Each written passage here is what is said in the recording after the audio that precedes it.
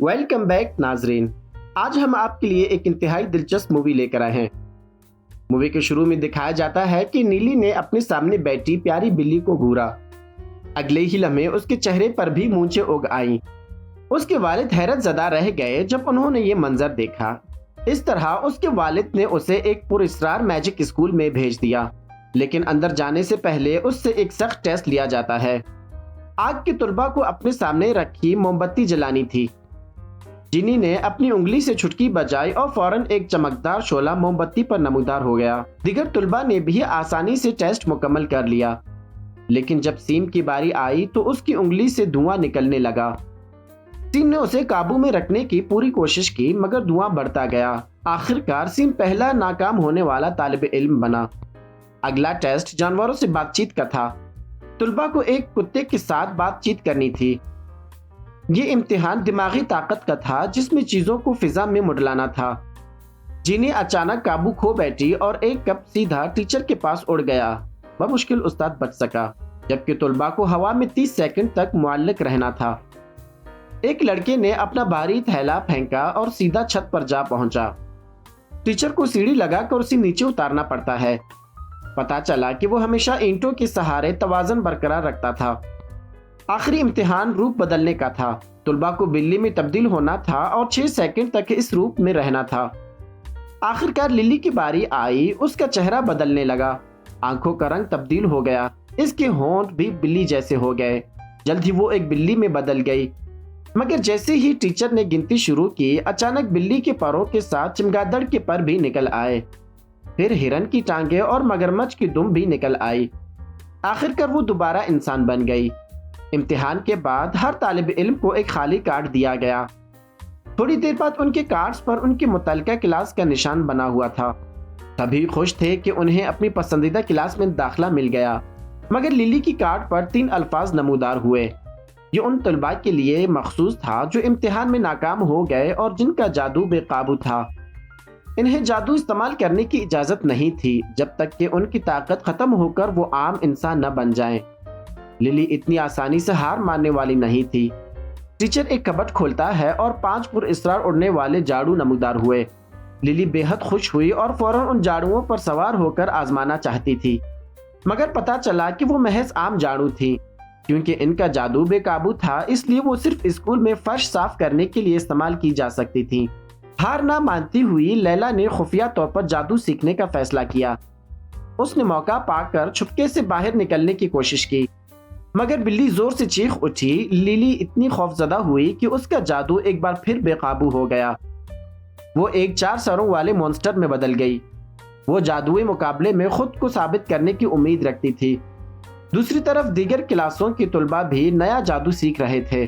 آگ کے شعبے کی جینی پاپ کارن بنانے کی مشق کر رہی تھی۔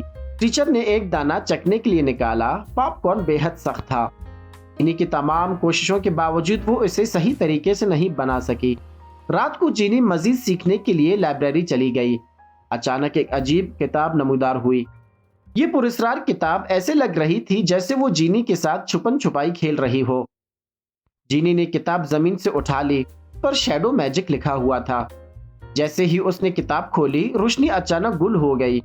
جینی نے گھبرا کر فوراً کتاب بند کر دی اور روشنی واپس آ گئی، مگر جیسے ہی جینی اپنے گھر میں اپنے کمرے میں پہنچی، وہ پراسرار کتاب پھر سامنے آ گئی۔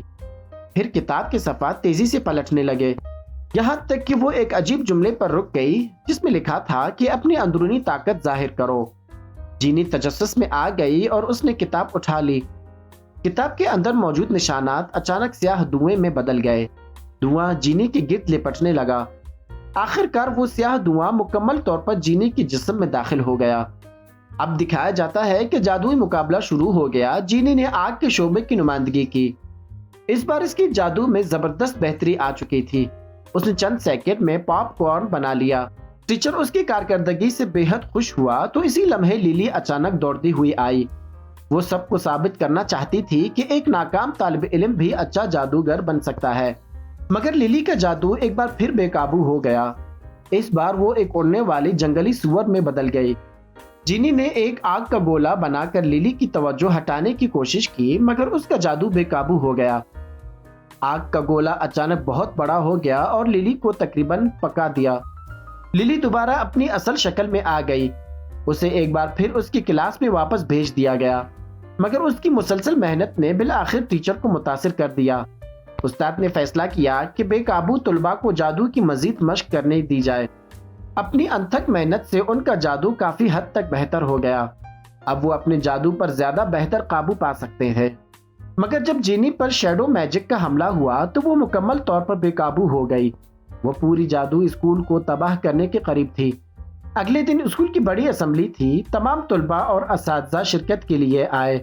جینی اسٹیج پر آئی اور ایک آگ کے گولے میں بدل گئی۔ جب آگ کا گولا بکھرنے لگا تو جینی سیاہ دھوئیں کے بادل میں تبدیل ہو گئی۔ اس نے حملہ کرنا شروع کر دیا۔ آگ کے شعبے کے طلباء نے مل کر ایک بڑا آگ کا گولا بنایا، مگر اس پر کوئی اثر نہ ہوا۔ پھر نرم جادو کے طلباء نے چیخ کر حکم دیا کہ ایک جھنڈ شکاری پرندوں کا آیا، مگر وہ سب اس بلا سے خوفزدہ ہو کر بھاگ گئے۔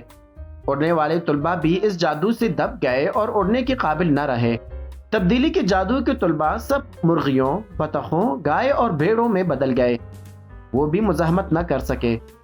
آخر کار چمکدار جادو کے طلباء نے اپنی توانائی اکٹھی کی اور انہوں نے جینی کو واپس لانے کی کوشش کی، مگر وہ بہت طاقتور ہو چکی تھی۔